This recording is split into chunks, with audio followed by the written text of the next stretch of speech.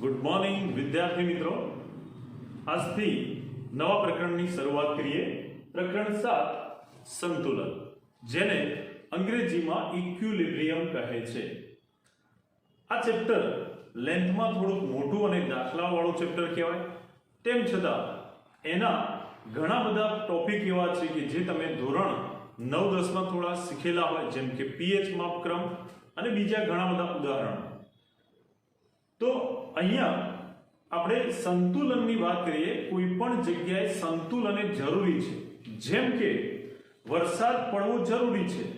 જો વરસાદ ના પડે તો દુષ્કાળની પરિસ્થિતિ સર્જાય, પરંતુ વરસાદ વધુ પડતો પડે તો પણ એ અતિવૃષ્ટિ અને વિનાશ સર્જે છે. એટલે કોઈ પણ પ્રક્રિયા જે જરૂરી છે એ પ્રક્રિયા સંતુલિત અથવા સંતુલન સ્થિતિમાં હોવી જોઈએ. આપણે જે ખોરાક લેતા હોઈએ પણ સમતોલ આહાર હોવો જોઈએ. તો સંતુલન એ દરેક જગ્યાએ હોવું જરૂરી છે, તો જ કોઈ પણ કાર્ય સરળ બની જાય. તો અહીંયા પણ આપણે રાસાયણિક પ્રક્રિયાઓ અથવા રસાયણ વિજ્ઞાનમાં સંતુલન ક્યાં ઉપયોગી છે એનો અભ્યાસ કરીશું. જેને લગતા પરિબળો, સંતુલનના પ્રકાર, એને આધારિત દાખલાઓ વગેરેનો અભ્યાસ કરીશું. ખૂબ મજાનું ચેપ્ટર, ધ્યાન આપજો. શરૂઆત કરીએ આપણે સૌથી પહેલા સંતુલન અવસ્થાથી. કે આ સંતુલન એટલે વળી શું? તો સંતુલન અવસ્થા કોને કહેવાય એને સમજીએ. સંતુલન અવસ્થાની વ્યાખ્યા જોઈએ તો આ પ્રમાણે થશે: નિયત તાપમાને અને નિયત દબાણે થતી રાસાયણિક પ્રક્રિયાઓ. નિયત તાપમાને અને દબાણે થતી રાસાયણિક પ્રક્રિયાઓ જ્યારે બંધ પાત્રમાં થાય છે ત્યારે આવી પ્રક્રિયાઓ આ પ્રમાણે સંતુલન અવસ્થા પ્રાપ્ત કરે છે. જેમ કે આપણે બંધ પાત્રમાં થતી પ્રક્રિયાઓ, એમાં શરૂઆતમાં પ્રક્રિયક લીધો હોય, જે ઘન, પ્રવાહી, વાયુ કોઈ પણ હોઈ શકે. બંધ પાત્રમાં રહેલો જે પ્રક્રિયક છે એ પ્રક્રિયક નિયત તાપમાને અને દબાણે પ્રક્રિયા પામીને એ નિપજમાં રૂપાંતર થાય છે. પાત્ર બંધ હોવાથી એમાં પ્રક્રિયક વપરાતો જશે, જે આ પ્રમાણે પ્રક્રિયા પામશે. ધારો કે પ્રક્રિયક છે એ રિએક્ટન્ટ ઉપરથી R વડે દર્શાવી દઈએ. પ્રક્રિયકને આપણે રિએક્ટન્ટ ઉપરથી R વડે અને પ્રક્રિયાને અંતે ઉત્પન્ન થતી નિપજને પ્રોડક્ટ ઉપરથી P વડે દર્શાવીએ. તો શરૂઆતમાં તો માત્ર પ્રક્રિયક જ અસ્તિત્વ ધરાવતો હશે જ્યારે પ્રક્રિયા શરૂ ના થઈ હોય, જેને t બરાબર 0 સમય. પછી જેમ જેમ પ્રક્રિયક વપરાતું જશે, એનો જથ્થો વપરાતો જશે, એટલે એમાં સાંદ્રતામાં ઘટાડો થતો જશે. પ્રક્રિયકની સાંદ્રતા સમય સાથે વપરાવાથી ઘટતી જશે. સામે નિપજ ઉત્પન્ન થતી જશે. શરૂઆતમાં નિપજ ઉત્પન્ન ના થઈ હોય, એનું પ્રમાણ 0 હોય. જે સમયના પસાર થવા સાથે પ્રક્રિયક વપરાતું જશે, નિપજ ઉત્પન્ન થતી જશે, એટલે નિપજની સાંદ્રતાનું પ્રમાણ વધતું જાય. નિપજની સાંદ્રતા વધતી જાય છે, પ્રક્રિયકની સાંદ્રતા ઘટતી જાય છે. પરંતુ કોઈ એક સમય એવો આવે છે કે જે સમયે પ્રક્રિયક નિપજમાં, ત્યારબાદ નિપજનું પ્રક્રિયકમાં રૂપાંતર થશે, અને કોઈ એક સમયે પ્રક્રિયક અને નિપજની સાંદ્રતા જે ફેરફાર પામતી હતી એ હવે બદલાતી નથી, અચળ થઈ જાય છે. એનો મતલબ કે બંધ પાત્રમાં જે પ્રક્રિયક છે એ નિપજમાં રૂપાંતર થતો હતો, એટલે એની સાંદ્રતા ઘટતી હતી. પરંતુ નિપજનો ચોક્કસ જથ્થો ઉત્પન્ન થયા પછી એ નિપજ પાછું પ્રક્રિયકમાં ફેરવાશે, અને કોઈ એક સમયે, જેને આપણે સંતુલન સમય કહીશું, એવા કોઈ એક સમયે પ્રક્રિયકનું નિપજમાં અને નિપજનું પ્રક્રિયકમાં રૂપાંતર થવાના બંને જે વેગ છે એ સમાન થઈ જાય. જ્યારે પ્રક્રિયાના બંને વેગ સમાન થાય ત્યારે બંનેની જે સાંદ્રતાનો જથ્થો છે એ અચળ થઈ જશે.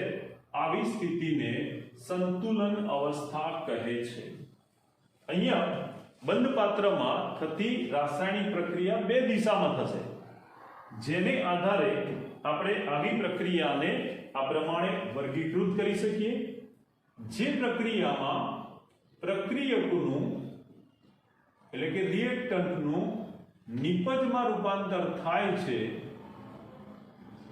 પ્રોડક્ટમાં રૂપાંતર થાય છે, એવી પ્રક્રિયાને પુરોગામી પ્રક્રિયા કહે છે. અને જે પ્રક્રિયામાં નિપજનું પાછું પ્રક્રિયકમાં રૂપાંતર થાય છે એ પ્રક્રિયાને પ્રતિગામી પ્રક્રિયા કહે છે. પુરોગામી પ્રક્રિયા એને અંગ્રેજીમાં ફોરવર્ડ રિએક્શન કહે છે. જેના પરથી એનો વેગ જો લખવો હોય તો આ પ્રક્રિયા પુરોગામી પ્રક્રિયાના વેગને વેલોસિટી ઓફ ફોરવર્ડ રિએક્શન એટલે કે પુરોગામી પ્રક્રિયાનો વેગ vf વડે દર્શાવીશું. એ રીતે પ્રતિગામી પ્રક્રિયા એને રિવર્સ રિએક્શન કહેવાય. જેમ પેલું ટેપ રેકોર્ડરમાં કે ટીવીના રિમોટમાં ફોરવર્ડ રિવર્સ આવશે, ફોરવર્ડ કરીશું તો દોડશે આગળની બાજુ, રિવર્સ કરશું તો પાછળ બેક થશે.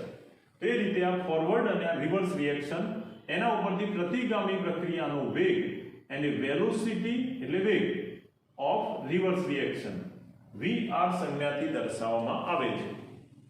અને જ્યારે સંતુલન અવસ્થા સ્થપાય છે ત્યારે આ બંને પ્રક્રિયક પુરોગામી પ્રક્રિયા અને પ્રતિગામી પ્રક્રિયાના વેગ સરખા થવાને કારણે, સરખા વેગથી પ્રક્રિયા કરવાને કારણે પ્રક્રિયક અને નિપજની જે સાંદ્રતા છે, આને પ્રક્રિયકની સાંદ્રતા અને નિપજની સાંદ્રતા કહીશું, જેના મૂલ્યો અચળ થઈ જાય છે. સમાન નહીં પરંતુ કેવા થઈ જાય?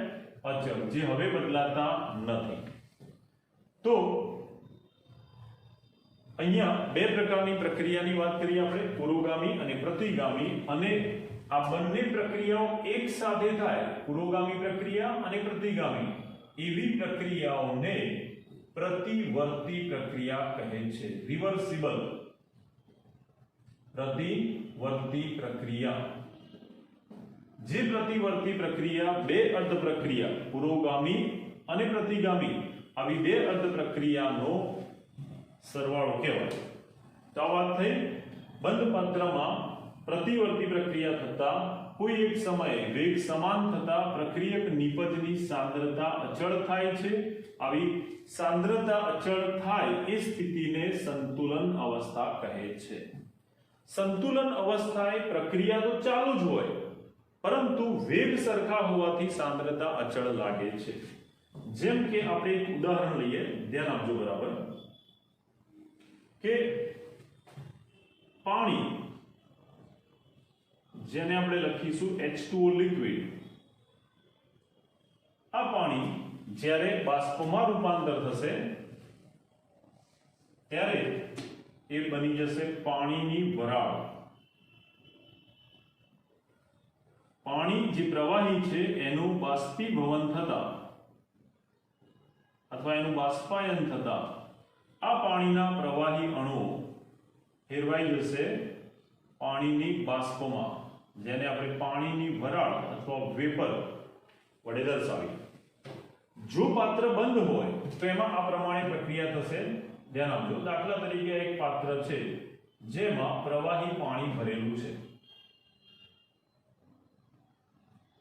હવે આવું જે પાત્ર છે એને જો બંધ કરવામાં આવે, આ પ્રમાણે પાત્રને બંધ કરી દેવામાં આવે તો આ જે પાણીના પ્રવાહી અણુઓ છે એ નીચા તાપમાને પણ એની મુક્ત સપાટી ઉપરથી બાષ્પમાં રૂપાંતર થશે. એટલે ધીમે ધીમે અહીંયા પાણીના બાષ્પ સ્વરૂપ રહેલા અણુઓ પાણીની વરાળના અણુઓ ઉપર જોવા મળશે. પણ પાત્ર બંધ હોવાથી એ બહાર જઈ શકતા નથી. એટલે એ પ્રવાહીની આ જે મુક્ત સપાટી છે, સૌથી ઉપરની સપાટી, એની ઉપર રહેલા ખાલી અવકાશમાં જોવા મળશે. શરૂઆતમાં આ બાષ્પાયનનો દર અથવા બાષ્પીભવન પ્રક્રિયા વધારે થશે એટલે આના અણુ વપરાતા જશે અને બાષ્પ અથવા પાણીની વરાળના અણુઓ ઉત્પન્ન થતા જશે. પછી કોઈ એક સમયે એનો જથ્થો અહીંયા વધતો જશે, એની સાંદ્રતા વધશે, તો આવા જે બાષ્પના અણુઓ છે એ પ્રવાહીની મુક્ત સપાટી સાથે સંપર્કમાં આવતા પ્રવાહીના અણુ એને આકર્ષીને પાછા શેમાં રૂપાંતર કરી દે છે? પાછા પ્રવાહીમાં ફેરવી દે. આમ બાષ્પના અણુ ફરી પાછા શેમાં રૂપાંતર થવાનું શરૂ થયું? પ્રવાહીમાં, જેને આપણે સંઘનન અથવા પ્રવાહીકરણ એવું કહીશું. વરાળનું પ્રવાહીમાં રૂપાંતર થવું, આને આપણે બાષ્પીભવન પણ કહી શકીએ અને આને આપણે વાયુનું અથવા વરાળનું પ્રવાહીમાં રૂપાંતર એટલે કે પ્રવાહીકરણ કહી શકીએ. જ્યારે આ બાષ્પનું પ્રમાણ વધારે હશે, હવે એના અણુ ખૂબ વધી જશે, તો શરૂઆતમાં આ વેગ વધારે હશે, એનો જથ્થો ઉત્પન્ન થયા પછી પ્રતિગામી પ્રક્રિયા વધશે. એક સમય એવો આવશે કે પુરોગામી અને પ્રતિગામી પ્રક્રિયાનો વેગ સરખો થઈ જશે. એ વખતે જો પાણીના 5 અણુઓ જો વાયુમાં એટલે કે વરાળમાં ફેરવાય તો સામે 5 વરાળના અણુ પ્રવાહીમાં ફેરવાઈ જશે. આમ બંને દિશામાં વેગ સરખો રહેશે. 5 પ્રવાહી અણુ વરાળમાં ફેરવાય તો વરાળ સ્વરૂપ રહેલા 5 અણુ પ્રવાહીમાં ફેરવાય. એટલે હવે આની સાંદ્રતા કેવી થઈ જશે? અચળ થઈ જશે. જે અચળ સાંદ્રતા ધરાવતી સ્થિતિ અથવા અવસ્થા એને કહીશું આપણે સંતુલન અવસ્થા. ઓકે, આવી સંતુલન અવસ્થા જુદા જુદા પરિબળો પર આધાર રાખે છે, તાપમાન, દબાણ, સાંદ્રતા વગેરે. જે આપણે જુદા જુદા જે સંતુલનના પ્રકાર છે એ દરમિયાન શીખીશું. અત્યારે હાલમાં આપણે વાત કરીએ સંતુલન અવસ્થાની, પ્રક્રિયાના પ્રકારની. અને હવે જોઈએ આપણે સંતુલન મિશ્રણ. તો જ્યારે સંતુલન અવસ્થા પ્રાપ્ત થશે, બંને વેગ સમાન થશે, પ્રક્રિયક નિપજની સાંદ્રતા અચળ થઈ જશે, ત્યારે એમાં રહેલું જે મિશ્રણ છે, જેમ કે આ પ્રક્રિયામાં શરૂઆતમાં પ્રક્રિયક હતો, નિપજ શૂન્ય હતી, પ્રક્રિયક વપરાતો ગયો, નિપજ ઉત્પન્ન થતી ગઈ. પછી જ્યારે એમાં બંને વેગ સમાન થયા અને સંતુલન સ્થિતિ સ્થપાઈ, ત્યારે પ્રક્રિયક 60% અને નિપજ 40% અચળ રહે છે. આવું સંતુલન સમયે પ્રક્રિયક અને નિપજનું અચળ સાંદ્રતા ધરાવતું મિશ્રણ એને સંતુલન મિશ્રણ કહે છે. સંતુલન અવસ્થાએ પ્રક્રિયા દરમિયાન રહેતું જે મિશ્રણ છે એને સંતુલન મિશ્રણ કહે છે. અને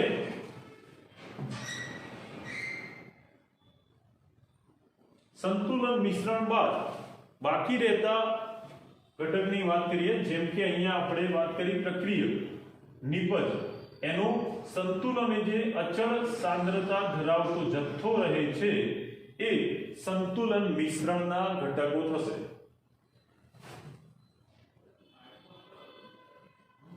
સંતુલનના મુખ્ય 2 પ્રકાર અહીંયા આપણે જોવાના રહેશે. નંબર 1, ભૌતિક રૂપાંતરમાં થતું સંતુલન, એને કહેવાય ભૌતિક સંતુલન. અને રાસાયણિક પ્રક્રિયાઓ દરમિયાન જોવા મળતા સંતુલનને રાસાયણિક સંતુલન કહે છે.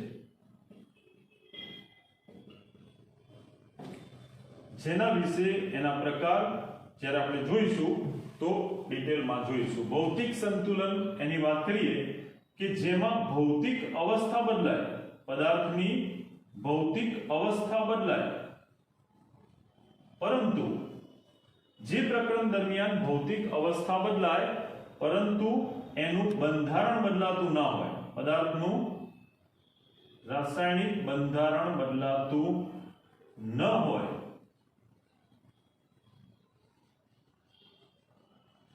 તેવા સંતુલનને ભૌતિક સંતુલન કહે છે. જેમ કે આપણે અહીંયા લીધેલું જે ઉદાહરણ છે એમાં જોઈએ તો પ્રક્રિયક તરીકે લીધેલો પદાર્થ, એનું બંધારણ એ H2O છે, નિપજમાં પણ H2O છે. બદલાય છે શું? માત્ર એની ભૌતિક અવસ્થા.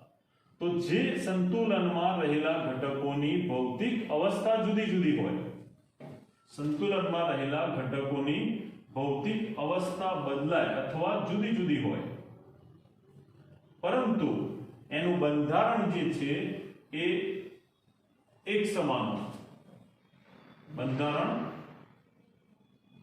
સમાન હોય, તો એવા સંતુલનને ભૌતિક સંતુલન કહે છે.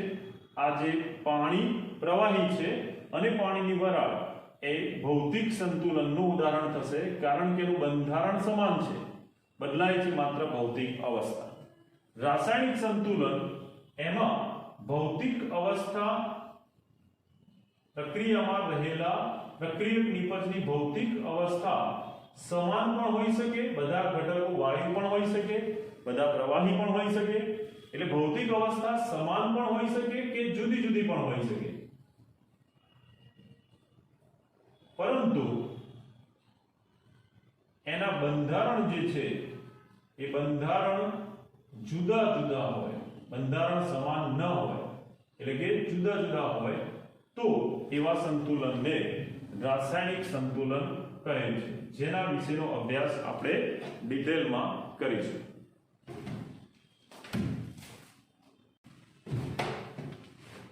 હવે જોઈએ ભૌતિક સંતુલનના પ્રકાર. આપણે સંતુલનના બે પ્રકારની વાત કરી, રાસાયણિક અને ભૌતિક સંતુલન. જેમાં રાસાયણિક સંતુલન સ્થપાય ત્યારે સંતુલન મિશ્રણમાં ઘટકનું પ્રમાણ કેટલું છે એના આધારે રાસાયણિક સંતુલન સમય અથવા રાસાયણિક સંતુલન અવસ્થાએ પ્રક્રિયા એને જુદા જુદા ત્રણ પ્રકારમાં વર્ગીકૃત કરી શકાય. નંબર 1, કેટલીક પ્રક્રિયાઓ જે લગભગ પૂર્ણ થવાના આરે હોય,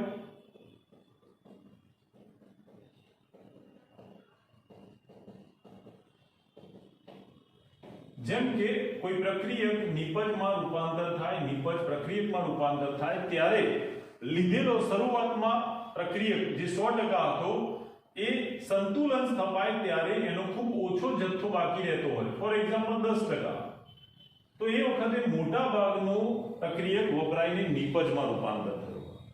આવી સ્થિતિમાં સંતુલન સ્થપાય તો આવા સંતુલન એ લગભગ પ્રક્રિયા પૂર્ણ થવાને આરે હોય એવું સંતુલન કહેવાશે. નંબર 2, બીજું સંતુલન જેમાં પ્રક્રિયકોનો લગભગ સમાન જથ્થો નિપજ જેટલો હોય છે. ધારો કે પ્રક્રિયક અને નિપજ વચ્ચેનો જથ્થો જે અચળ હોય પરંતુ લગભગ સમાન જેવો હોય. ફોર એક્ઝામ્પલ, પ્રક્રિયક 51% વપરાયો તો નિપજ અને પ્રક્રિયક બંનેનું પ્રમાણ લગભગ સરખા જેવું કહેવાય. આવા સંતુલન એને સંતુલન દરમિયાન પ્રક્રિયક નિપજનો જથ્થો સમાન રહેતો હોય છે. આવા સંતુલન એને પ્રક્રિયા અર્ધપૂર્ણ થાય ત્યારે સ્થપાતું સંતુલન કહેવાય.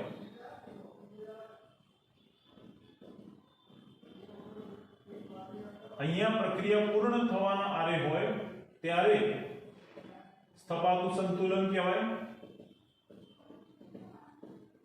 અને નંબર 3, ત્રીજું સંતુલન કે જેમાં પ્રક્રિયક નિપજમાં રૂપાંતર થવાની શરૂઆત થાય અને તરત જ સંતુલન સ્થપાતું હોય, જેને પ્રક્રિયાના પ્રારંભમાં સ્થપાતું સંતુલન કહીશું. પ્રક્રિયાના પ્રારંભમાં સંતુલન સ્થપાય ત્યારે આ પ્રક્રિયક એનો ખૂબ ઓછો જથ્થો નિપજમાં રૂપાંતર થાય ત્યારે તરત જ નિપજ પ્રક્રિયકમાં રૂપાંતર થાય છે અને ખૂબ ઓછા સમયમાં બંનેની સાંદ્રતા અચળ થઈ જતા સંતુલન સ્થપાય. આવી સ્થિતિમાં પ્રક્રિયકનો 100% જથ્થો એમાંથી બહુ જ ઓછો જથ્થો વપરાયો હોય અને સંતુલન સ્થપાતું હોય છે. જેમ કે પ્રક્રિયક 5% વપરાયો હોય ત્યારે એમાં આ પ્રમાણે પ્રક્રિયક નિપજનો જથ્થો જોવા મળે છે, જેમાં નિપજનું પ્રમાણ બહુ ઓછું હોય. આવી પ્રક્રિયા પ્રારંભમાં સંતુલન સ્થપાય છે એમ કહેવાય. આમ પ્રક્રિયા જે ધીમા વેગથી થાય અથવા ઝડપી થાય એમાં પ્રક્રિયક અને નિપજનું પ્રમાણ કેટલું છે એના આધારે પ્રક્રિયાને જુદા જુદા 3 પ્રકારમાં વર્ગીકૃત કરી શકાય. પ્રક્રિયા લગભગ પૂર્ણ થવાના આરે હોય ત્યારે સ્થપાતું સંતુલન, અર્ધપૂર્ણ હોય ત્યારે અને પ્રક્રિયાના પ્રારંભમાં સ્થપાતું હોય એવું સંતુલન. હવે રાસાયણિક સંતુલનમાં સ્થપાતા આ સંતુલન ને આધારે આપણે જે 3 પ્રકાર પાડ્યા એવા જુદી જુદી પ્રક્રિયામાં આ 3 પૈકી કોઈ પણ એક પ્રકારે સંતુલન સ્થપાતું હોય છે. હવે વાત કરીએ આપણે ભૌતિક સંતુલનમાં કેવી રીતે પ્રક્રિયા સંતુલન પામતી હોય. તો એના માટે ભૌતિક સંતુલનના જુદા જુદા પ્રકાર જોઈશું, જે પૈકી આપણે એક પ્રકાર જોઈએ. ધ્યાન આપજો બરાબર. ભૌતિક સંતુલન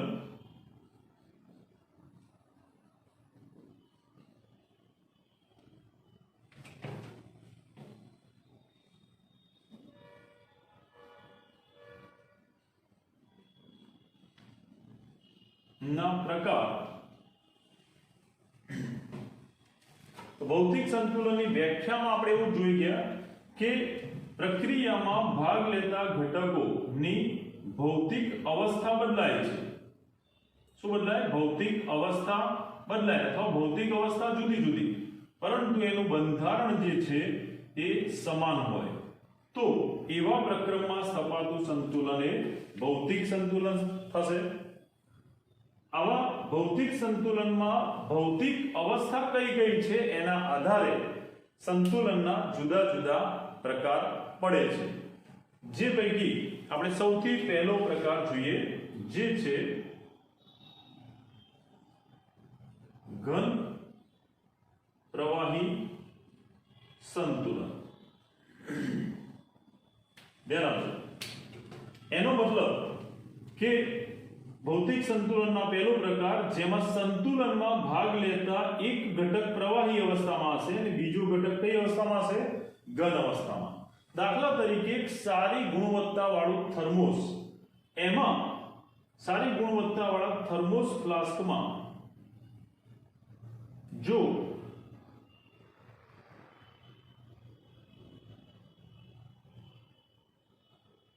પાણી અને બરફ એને ભરી દેવામાં આવે.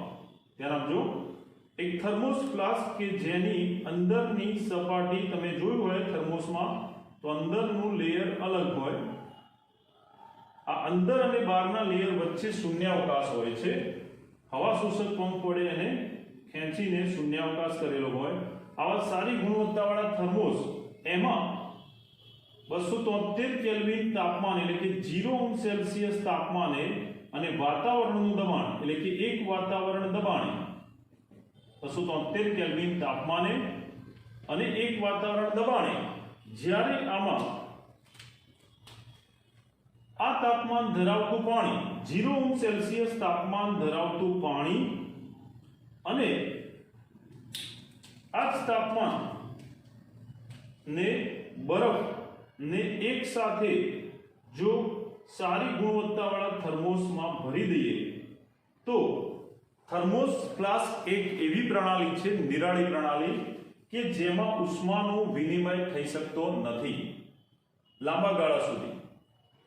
તો આવા થર્મોસમાં ભરવામાં આવેલા ઘન સ્વરૂપ જેને આપણે બરફ કહીશું, જેનું બંધારણ થશે આ રીતે H2O સોલિડ, અને બીજા ઘટક તરીકે આપણે ભર્યું છે એ જ તાપમાન ધરાવતું પાણી, 0 સેલ્સિયસ તાપમાન ધરાવતું પાણી અને 0 સેલ્સિયસ એ બરફ એને થર્મોસ ફ્લાસ્કમાં ભરી અને ત્યાર પછી એને જ્યારે બંધ કરી દેવામાં આવે તો હવે આ જે થર્મોસ ફ્લાસ્ક છે એની અંદર બરફ અને પાણી વચ્ચે સંતુલન સ્થપાય છે. ધ્યાન આપજો. H2O સોલિડ એટલે કે બરફ અને H2O લિક્વિડ એટલે કે પાણી જે પ્રવાહી છે, આ બંને વચ્ચે કોઈ એક સમયે સંતુલન સ્થપાય છે. ત્યારે આ બંનેના અણુઓની સાંદ્રતા એનો જથ્થો અચળ રહે છે, કારણ કે 0 સેલ્સિયસ તાપમાને બરફના જેટલા અણુઓ પ્રવાહીમાં રૂપાંતર થશે સામે એટલા જ અણુઓનું પ્રવાહીમાંથી બરફમાં રૂપાંતર થશે. બીજા શબ્દોમાં કહીએ તો આ તાપમાને 0 સેલ્સિયસ તાપમાને બરફ અને પાણી વચ્ચે સંતુલન સ્થપાય છે એવું કહેવાય. કારણ કે બરફના જેટલા અણુ પાણીમાં રૂપાંતર થાય એટલા જ પાણીના અણુ બરફમાં રૂપાંતર થશે. અહીંયા ઉષ્મા અચળ રહેતી હોવાથી બંને વચ્ચે થતી પુરોગામી પ્રતિગામી પ્રક્રિયાનો વેગ સમાન રહેશે. એમનો જથ્થો અચળ રહેતા આમની વચ્ચે સંતુલન સ્થપાય છે. અહીંયા સંતુલનના બે ઘટકો પૈકી બરફ ઘન અને પાણી પ્રવાહી છે. એટલા માટે આ પ્રકારના સંતુલનને ઘન પ્રવાહી સંતુલન કહે છે. અહીંયા જે તાપમાને 0 સેલ્સિયસ તાપમાન અથવા તો જેને આપણે 273 કેલ્વિન તાપમાન કહીએ, જે તાપમાને અને આ વાતાવરણનું દબાણ, જે એક વાતાવરણ હોય, વાતાવરણના દબાણે અને જે તાપમાને ઘન અને પ્રવાહી બે પદાર્થો સંતુલન અવસ્થામાં રહે છે, ઘન અને પ્રવાહી વચ્ચે જે તાપમાને સંતુલન સ્થપાય છે તે તાપમાનને તે ઘન પદાર્થનું ગલનબિંદુ અને પ્રવાહી પદાર્થનું ઠાર બિંદુ કહે છે.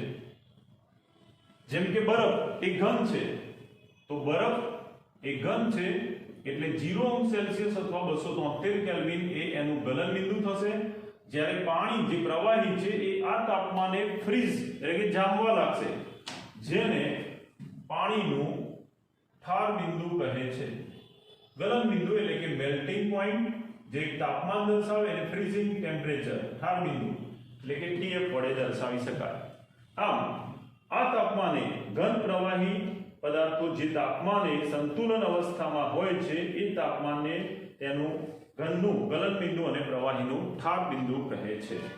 આમ અહીંયા ઘન પ્રવાહી સંતુલન સ્થપાય છે, જે દરમિયાન ઉષ્મા અચળ રહે છે, સાંદ્રતા સંતુલન સમય અચળ રહે છે બરફ અને પાણીની.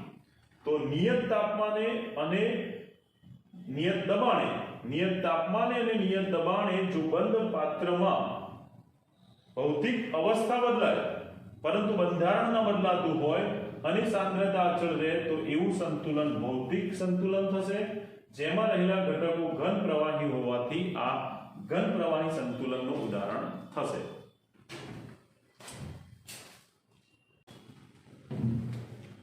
હવે ભૌતિક સંતુલન ના એક પ્રકાર જોઈએ આપણે ઘન પ્રવાહી સંતુલન. બીજા પ્રકારની વાત કરીએ જેમાં રહેલા ઘટકોની ભૌતિક અવસ્થા, એક ઘટક પ્રવાહી અવસ્થામાં અને બીજો ઘટક બાષ્પ અવસ્થામાં હોવાથી આને પ્રવાહી બાષ્પ સંતુલન કહીશું. ચલો હવે પ્રવાહી બાષ્પ સંતુલન એના માટે એક ઉદાહરણ દ્વારા આપણે સમજીએ. અગાઉ જણાવ્યું એમ એક ઘટક પ્રવાહી અને એ બીજો ઘટક આ જ પદાર્થની બાષ્પ સ્વરૂપે રહેલો હોય અને એમની વચ્ચે સંતુલન સ્થપાય તો એવા સંતુલનને પ્રવાહી બાષ્પ સંતુલન કહે છે. દાખલા તરીકે મેનોમીટર, જે આ પ્રમાણે કાચની પેટી જેવું સાધન હોય, જેમાં એક નળી કે જે નળીની અંદર પ્રવાહી પારો ભરેલો હોય, યુ આકારની આવી નળી, જેમાં પારાની ઊંચાઈના આધારે એમાં દબાણનું માપન કરી શકાય.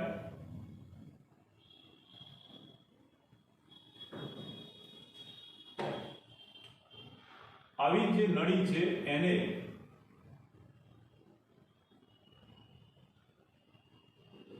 અંદર પારો ભરેલો છે. ધ્યાન આપજો. હવે તો આ એક મેનોમીટર છે, જે મેનોમીટરમાં અહીંયા પાણીની બાષ્પ રહેલી હોય, વાતાવરણમાં પાણીની બાષ્પ હોય છે, જેને દૂર કરવા માટે શરૂઆતમાં એક ભેજ શોષક પદાર્થ મૂકવામાં આવે છે. મેનોમીટરમાં ભેજ શોષક પદાર્થ તરીકે કેલ્શિયમ ક્લોરાઇડ, નિર્જળ કેલ્શિયમ ક્લોરાઇડ કે ફોસ્ફરસ પેન્ટોક્સાઇડ P2O5 એનો ઉપયોગ કરતા આ ભેજ શોષક પદાર્થ હોવાથી આ પાત્રમાં રહેલી પાણીની બાષ્પને એ શોષી લેશે. ભેજ શોષક પદાર્થ પાણીની બાષ્પને શોષી લેતા હવે આ પાત્રમાં પાણીની બાષ્પ રહેશે નહીં.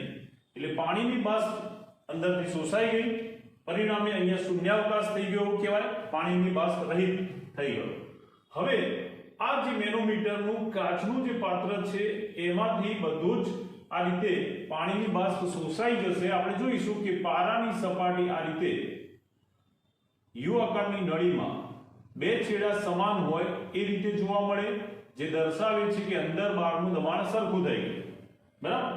હવે જ્યારે થોડા સમય પછી બધો ભેજ એટલે કે પાણીની બાષ્પ શોષાઈ જતા પારાની સપાટી બંને છેડામાં સરખી થઈ જશે, ત્યારે એક પાણી ભરેલો વોચગ્લાસ કે પેટ્રી ડીશ જેમાં પાણી ભરેલું છે એને તૈયાર કરી અને આ મેનોમીટર એમાંથી તરત આ કેલ્શિયમ ક્લોરાઇડ વાળી વાટકી જે છે એને કાઢી અને તરત વોચગ્લાસ મૂકી દેતા, જેથી પાણીની બાષ્પ જવા માટે વધારે સમય ના લાગે.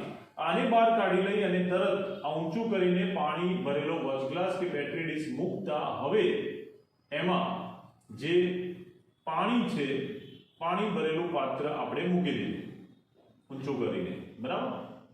અને થોડા સમય પછી આપણે જોઈએ કે મેનોમીટરની આ યુ આકારની જે નળી છે એમાં બાષ્પ પ્રવાહી પારાની સપાટી એની ઊંચાઈમાં શું ફેરફાર થાય છે, જેના આધારે દબાણમાં થયેલો ફેરફાર આપણે નક્કી કરી શકીએ.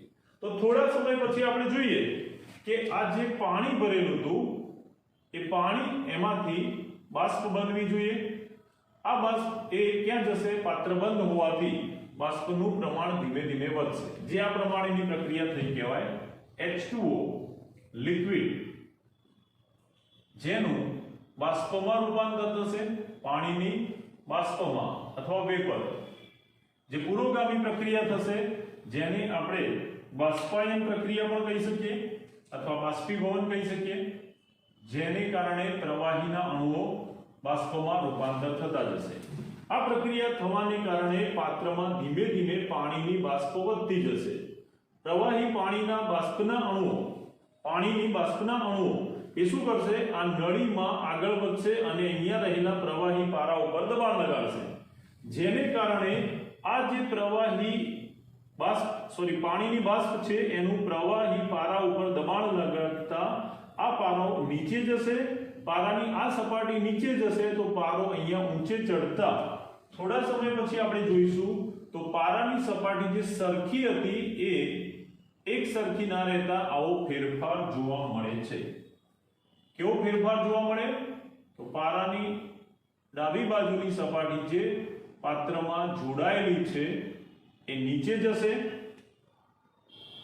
અને જમણી બાજુનો છેડો યુ આકારની કાચની નળીનો જે મુક્ત છે એમાં પ્રવાહી પારાની સપાટી ઊંચી જશે. આપણે એને માર્ક કરી દઈએ, જેમ કે આ એક માર્ક અને આ ઊંચે ચડેલો આ બીજું માર્ક, જે દર્શાવે છે કે અહીંયા પ્રવાહી પારો જે છે એનું ઊંચાઈમાં આ રીતે તફાવત એ એનું દબાણ દર્શાવે છે. બે ઊંચાઈ વચ્ચેનો તફાવત એ તેનું દબાણ એટલે કે પ્રેશર દર્શાવે છે. આ મેનોમીટરથી બાષ્પ દબાણમાં થયેલો ફેરફાર અવલોકી શકાય. આ જે ફેરફાર છે શરૂઆતમાં બંને છેડા સરખા હતા, પણ ધીમે ધીમે આ છેડો નીચે આવતો જશે, આ ઉપર જતો જશે. એક સમયે આ બંને છેડા કોઈ એક ચોક્કસ સ્થિતિ ધારણ કરે છે, જે એનું બાષ્પ દબાણ થશે. જે વખતે મળતા બે પ્રવાહી છેડા વચ્ચેનું દબાણ એ પાણીનું બાષ્પ દબાણ થશે. કેવી રીતે મળશે? તો હવે છેડામાં આમાં કેમ ફેરફાર નહીં થાય? એવું નહીં થાય કે આ પારાનું દબાણ વધતા વધતા નીકળી જાય. બરાબર. કોઈ એક સમયે આ બંને પ્રવાહી પારો જે છે એની ઊંચાઈનો તફાવત અચળ થઈ જશે. હવે એમાં ફેરફાર થશે નહીં, કારણ કે પાણીના અણુઓ એ શરૂઆતમાં બાષ્પમાં રૂપાંતર થશે, એનું બાષ્પાયન થઈ બાષ્પ બનશે. પછી આ બાષ્પની ઘનતા વધતા એનું દબાણ લાગશે, પણ સાથે સાથે આ બાષ્પના અણુઓ પાછા પ્રવાહીમાં રૂપાંતર થાય છે બંધ પાત્રને કારણે. જે પ્રક્રિયા એને આપણે આ બાષ્પાયન કહીશું તો આ સંઘનન પ્રક્રિયા કહેવાશે, જેમાં બાષ્પના અણુઓ ભેગા થઈને પાછા પ્રવાહીમાં ફેરવાય છે। જે સમયે બાષ્પાયન દર સંઘનન દર સમાન થશે ત્યારે પ્રવાહી પાણી અને બાષ્પ સ્વરૂપે રહેલા પાણીના અણુઓની સાંદ્રતા અચળ થઈ જાય છે। પ્રવાહી સ્વરૂપે રહેલા પાણીની સાંદ્રતા અને બાષ્પ સ્વરૂપે રહેલા પાણીના અણુ જે બાષ્પ સ્વરૂપે છે એની સાંદ્રતા અચળ થાય ત્યારે આ બંને દિશામાં થતી પ્રક્રિયા બાષ્પાયન અને સંઘનન એનો વેગ સરખો થઈ ગયો છે ત્યારે આ બંને વચ્ચે સંતુલન સ્થપાયું છે એમ કહેવાય। આમ સંતુલન સમયે બંનેની સાંદ્રતા અચળ થઈ જશે અને સાંદ્રતા અચળ થાય ત્યારે કોની વચ્ચે સંતુલન સ્થપાય તો પ્રવાહી અને બાષ્પ માટે અને પ્રવાહી બાષ્પ સંતુલન કહે છે।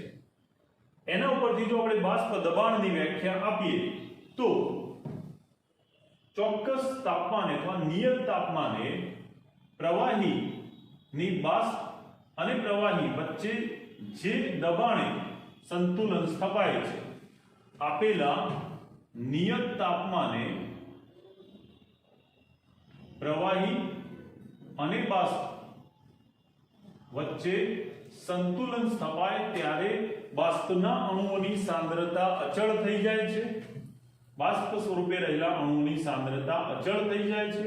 આવી અચળ સાંદ્રતા ધરાવતા બાષ્પના અણુઓ પ્રવાહી પારાની સપાટી પર જે દબાણ લગાડે છે તે લાગુ પાડેલા દબાણને તે પ્રવાહીનું બાષ્પ દબાણ કહે છે।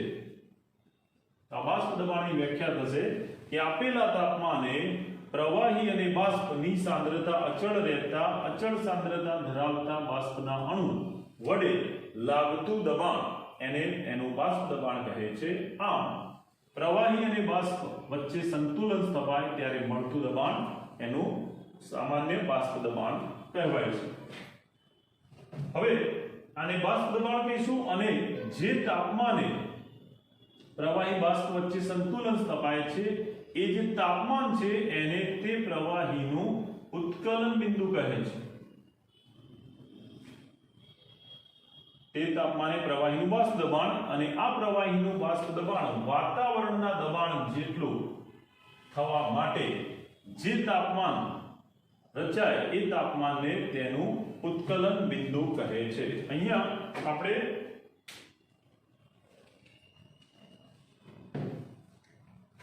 એની ડિટેલમાં જો વ્યાખ્યા જોઈએ તો જે તાપમાને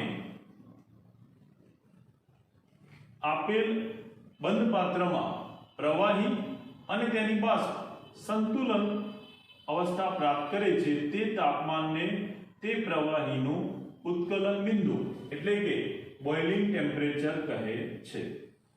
આમ પાણી માટે આપણે જોઈએ તો પાણીની વરાળ અને પાણીનું જે પ્રવાહી અણુઓ છે પ્રવાહી પાણી અને બાષ્પ એની વચ્ચે સ્થપાતું સંતુલન વાતાવરણના દબાણ જેટલું થવા માટે જરૂરી જે તાપમાન છે એનું મૂલ્ય છે 100°C અથવા કેલ્વિનમાં કહીએ તો 373 કેલ્વિન।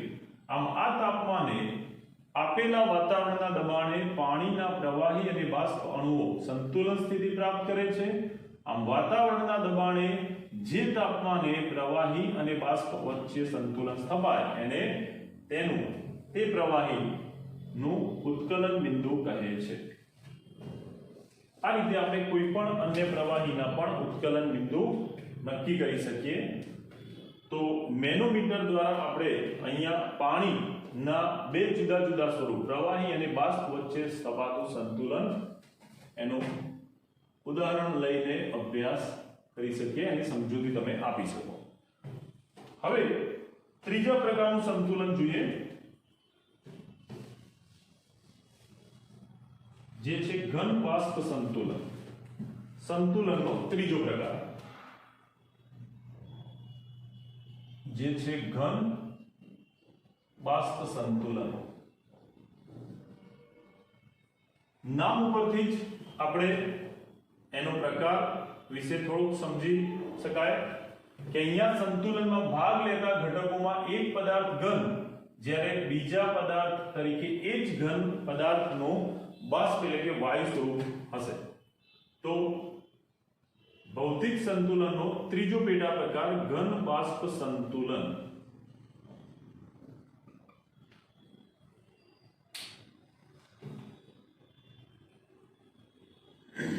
સામાન્ય રીતે ઘન બાષ્પ સંતુલન કેવા પદાર્થમાં જોવા મળે? તો આ એવા પદાર્થોમાં જોવા મળે કે જેમાં ઘન પદાર્થ સીધો બાષ્પ એટલે કે વાયુમાં રૂપાંતર થતો હોય. ઘનનું સીધું વાયુમાં રૂપાંતર થવાની જે પ્રક્રિયા છે એને ઉર્ધ્વપાતન કહે છે. શું કહેવાય? ઉર્ધ્વપાતન. અને આવું ઉર્ધ્વપાતન અનુભવતા પદાર્થને ઉર્ધ્વપાતી પદાર્થ કહે છે. ઉર્ધ્વપાતી પદાર્થ જેના ઉદાહરણ તરીકે આપણે જોઈએ તો ઘન આયોડિન કપૂર જેને કેમ્ફર કહેવાય.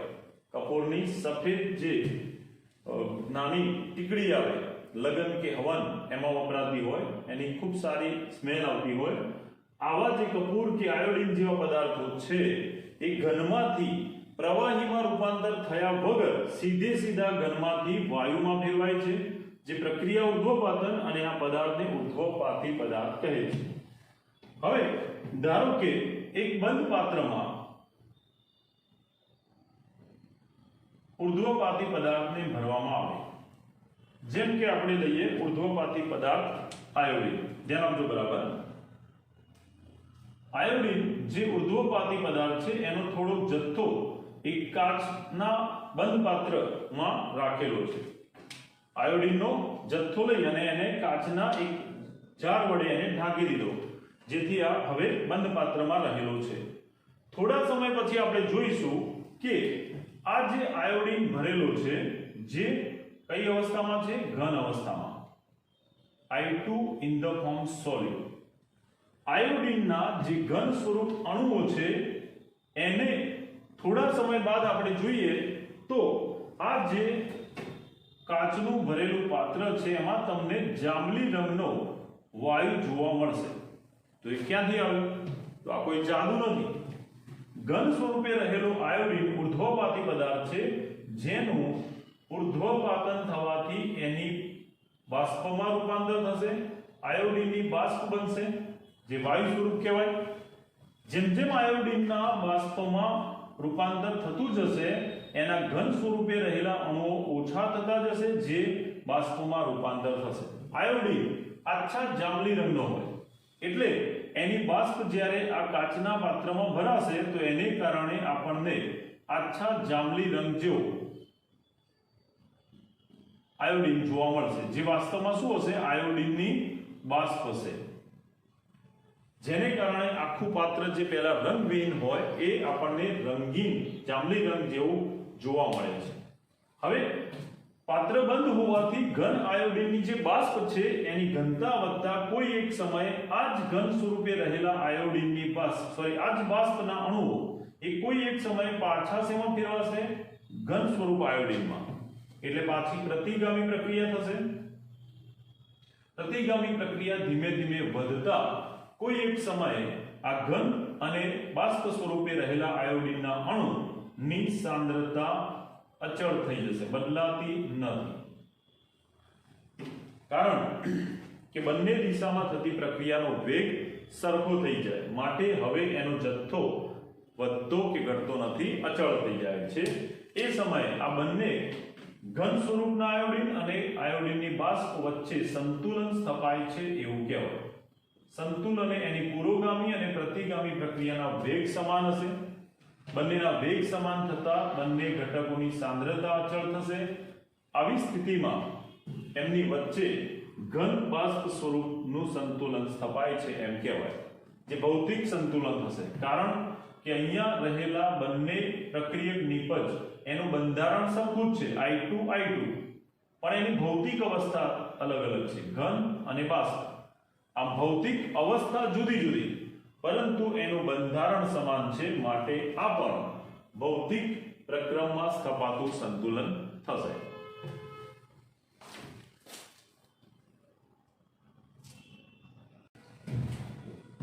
ચોથા પ્રકાર તરફ આગળ વધીએ. ભૌતિક પ્રક્રમમાં સ્થપાતું સંતુલનનો ચોથો પ્રકાર છે ઘનનું પ્રવાહીમાં વિલયન સંતુલન. એટલે કે ઘન પદાર્થ પ્રવાહીમાં ઓગળે છે, દ્રાવ્ય થાય છે ત્યારે પણ સંતુલન સ્થપાય છે. જેનું ઉદાહરણ આપણે જોઈએ, ઘનનું પ્રવાહીમાં વિલયન સંતુલન. વિલયન એટલે ભળી જવું. કોણ ભળી જાય છે? ઘન પદાર્થ. શેમાં ભળી જાય છે? પ્રવાહી પદાર્થમાં. આમ અહીંયા એક જ પદાર્થ ઘન અવસ્થામાં અને બીજા એની ભૌતિક અવસ્થા હોય છે દ્રાવણ સ્થિતિ. જેમ કે આપણે વાત કરીએ, ઉદાહરણ લઈએ ખાંડ, જે ઘન પદાર્થ કહેવાય. ખાંડ જે ડાયસેકેરાઇડ કહેવાય, એનું સૂત્ર છે C12H22O11. ખાંડ જેના ઘન સ્ફટિક, એને જ્યારે પ્રવાહી પાણીમાં દ્રાવ્ય કરવામાં આવે તો પાણીમાં એ દ્રાવ્ય થઈને ઓગળી જાય છે. એના અણુ પાણીમાં હાજર હોવા છતાં દેખાતા નથી, જે દ્રાવ્ય થયેલા અણુઓ કહેવાય. આ ખાંડના દ્રાવ્ય અણુઓ જે પાણીમાં જોઈ શકાતા નથી, જ્યારે ખાંડના ઘન સ્વરૂપ અણુઓ જે પાણીમાં જોઈ શકાય છે. એટલે આ નરી આંખે જોઈ શકાય એવા અદ્રાવ્ય અને આ જોઈ શકાય એવા અને આ દ્રાવ્ય થયેલા જેને દેખાતા નથી પણ હાજર છે. તો અહીંયા ખાંડના ઘન કણો પાણીમાં વિલયન થાય છે, ભળી જાય છે એવું કહેવાય. હવે આપણે જોઈએ કે ઘન પદાર્થને જ્યારે કોઈ પ્રવાહીમાં ઓગાળવામાં આવે, જેમ કે પાણી, એનો અમુક જથ્થો લઈ એમાં આપણે મીઠું ઓગાળીએ, હલાવતા ઓગળી જશે, ફરીથી નાખીએ ઓગળી જશે. કોઈ એક સમય એવો આવશે કે એ નીચે પડી રહેશે પણ ઓગળશે નહીં. એનો મતલબ કે પાણી જે દ્રાવક છે એની મીઠાને ઓગાળવાની ક્ષમતા પૂરી થઈ ગઈ.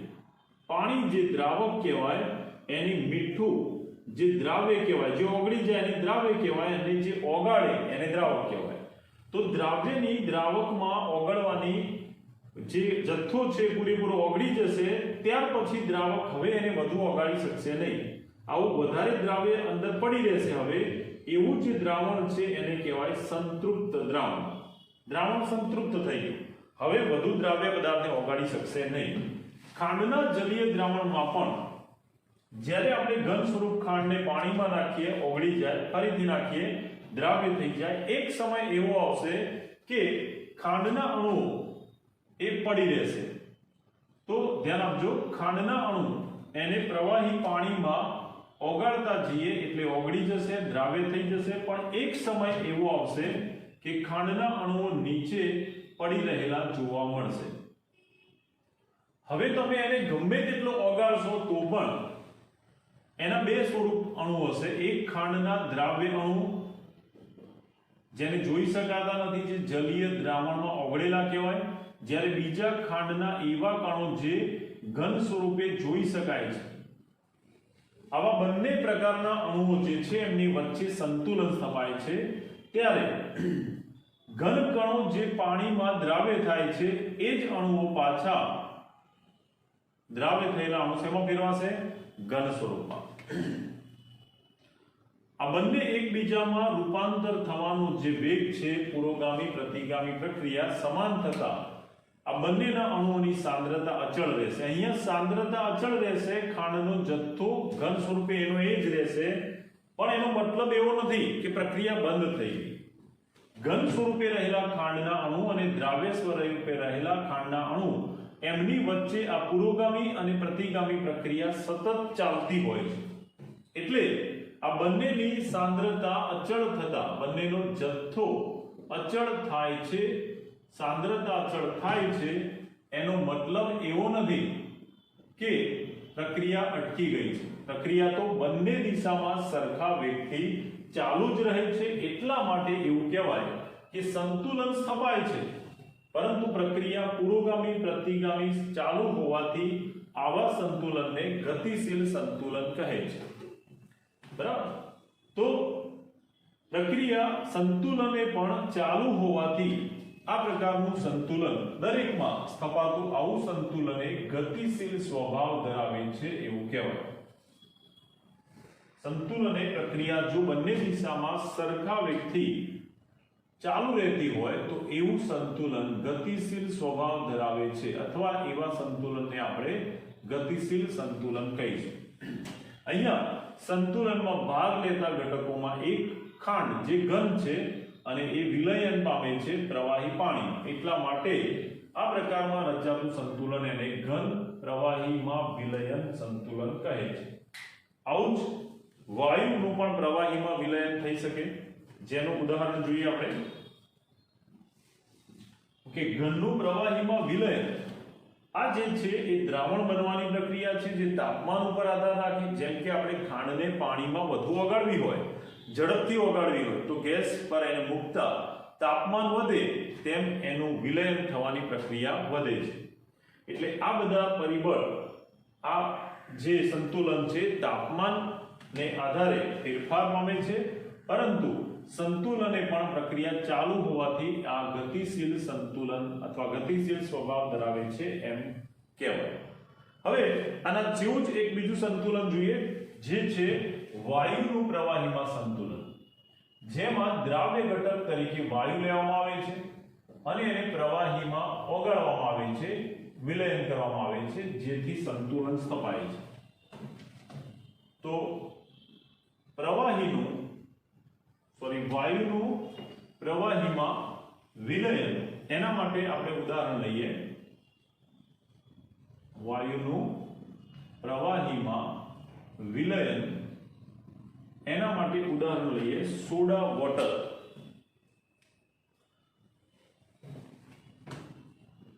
સોડા વોટર જેને આપણે સોડા કહીએ છીએ. તમે જોયું હોય તો સોડા એમાં જે બબલ્સ જોવા મળે છે ના હોય કાર્બન ડાયોક્સાઇડના. સોડા વોટરમાં કાર્બન ડાયોક્સાઇડ વાયુ એને દબાણ આપીને પાણીમાં દ્રાવ્ય કરવામાં આવે છે. આમ કાર્બન ડાયોક્સાઇડ જે વાયુ સ્વરૂપે હોય એને ઊંચું દબાણ આપતા એ પાણીમાં દ્રાવ્ય થઈ જાય છે, ત્યારે એ પાણીમાં ભળી જાય છે, જેને આપણે વાયુ કાર્બન ડાયોક્સાઇડ વાયુનું પાણીમાં વિલયન થયું કહેવાય, જેને ત્યાર પછી બંધ કરી દેવામાં આવે.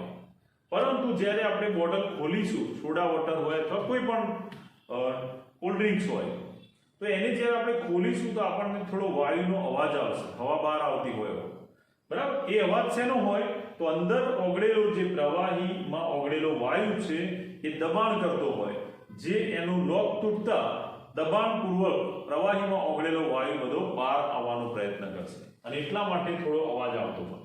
તો વાયુને પ્રવાહીમાં વિલયન કરવામાં આવે અને જો પાત્ર બંધ કરવામાં આવે તો ઊંચા દબાણે પ્રવાહીમાં રહેલો, ધ્યાન આપજો, દાખલા તરીકે આ એક પ્રવાહી પાત્ર છે, પ્રવાહી બોટલ છે, જેમાં વાયુને દબાણપૂર્વક પાણીમાં કાર્બન ડાયોક્સાઇડ વાયુને દબાણપૂર્વક ભરવામાં આવેલો છે અને ત્યાર પછી બંધ કરી દીધું. તો અહીંયા કાર્બન ડાયોક્સાઇડ એ દ્રાવ્ય સ્વરૂપે દ્રાવણમાં પણ હશે અને સાથે સાથે એ સપાટી ઉપર વાયુ અવસ્થામાં પણ જોવા મળશે.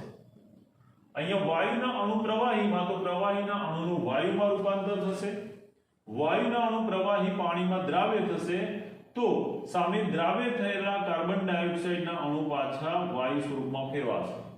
આમ કોઈ એક સ્થિતિએ બંને વચ્ચે સંતુલન સ્થપાય છે, પરંતુ સંતુલને બંનેની સાંદ્રતા અચળ રહેશે, બંનેનો જથ્થો અચળ રહેશે. વાયુ કાર્બન ડાયોક્સાઇડ એનો જથ્થો એટલે કે એની સાંદ્રતા અચળ રહેશે અને કોઈ એક સમયે કાર્બન ડાયોક્સાઇડના દ્રાવ્ય અણુ એની સાંદ્રતા પણ અચળ રહે છે.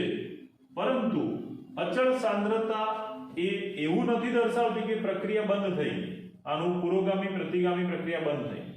સાંદ્રતા અચળ છે ત્યારે સંતુલન સ્થપાય છે, પરંતુ જે કાર્બન ડાયોક્સાઇડના વાયુરૂપ અણુઓનું દ્રાવ્ય થવાનું અને દ્રાવ્ય થયેલા અણુનું વાયુમાં રૂપાંતર થવાની પ્રક્રિયા એ તો સતત ચાલુ જ રહે છે. એટલે આ પણ સંતુલન ગતિશીલ સ્વભાવ ધરાવે છે એવું કહેવાય. અહીંયા સંતુલન અનુભવતા ઘટકોમાં એક વાયુ છે જે પ્રવાહીમાં વિલયન પામે છે. જે વિલયન પામવાની પ્રક્રિયા અહીંયા દબાણ પર આધારિત છે. જેમ ઘનનું પ્રવાહીમાં વિલયન તાપમાન પર આધાર રાખે, તાપમાન વધે તો દ્રાવ્યતા વધે, ખાંડ ઓગળવાની પ્રક્રિયા વધે, એમ અહીંયા વાયુ પર દબાણ લગાડતા એનું દ્રાવ્ય થવાનું પ્રમાણ વધે છે, જે હેનરીના નિયમને અનુસરે છે. હેનરીનો નિયમ જે ધોરણ 12 માં આવતો હતો, ધ્યાન રાખજો. નિયત તાપમાને અને દબાણ નિયત તાપમાને જો કોઈ વાયુને પ્રવાહીમાં ઓગાળવામાં આવે તો વાયુને પ્રવાહીમાં ઓગાળીને એનું દ્રાવણ બનાવવામાં આવે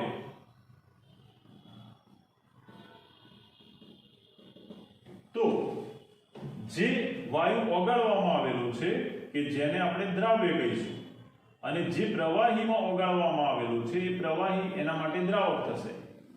એમાં વાયુ કેટલો ઓગળશે એ વાયુનો દ્રાવ્ય થયેલો જથ્થો, અથવા આપણે એવું કહીશું કે દ્રાવ્ય વાયુની સાંદ્રતા તે વાયુના દબાણના સમપ્રમાણમાં હોય છે. નિયત તાપમાને વાયુને પ્રવાહીમાં દ્રાવ્ય કરીને દ્રાવણ બનાવતા વાયુ દ્રાવ્યની સાંદ્રતા અથવા દ્રાવ્યતા એ તે વાયુના દબાણના સમપ્રમાણમાં હોય છે, જેને હેનરીનો નિયમ કહે છે. જે અનુસાર જો દબાણનું મૂલ્ય વધે, એટલે કે ઊંચું દબાણ રાખીએ તો વાયુની દ્રાવ્યતા એટલે કે વાયુનું ઓગળવાનું પ્રમાણ અથવા એની સાંદ્રતા પણ વધે છે. પણ જો દબાણ ઓછું હશે તો દ્રાવ્યતા પણ ઓછી હશે. જેમ આપણે દબાણ ઓછું કરીશું બોટલનું ઢાંકણું ખોલતા તો દબાણ ઘટતા અંદર રહેલો વાયુ બધો ઉડી જશે.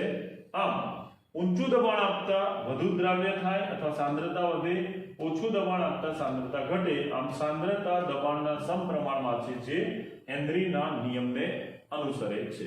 એટલા માટે જો સ્ટ્રોંગ સોડા બનાવી હોય તો કાર્બન ડાયોક્સાઇડને વધુ દ્રાવ્ય કરવો પડશે, જેના માટે હેનરીના નિયમ મુજબ એને ઊંચું દબાણ આપીને એની દ્રાવ્યતા વધારી શકાય.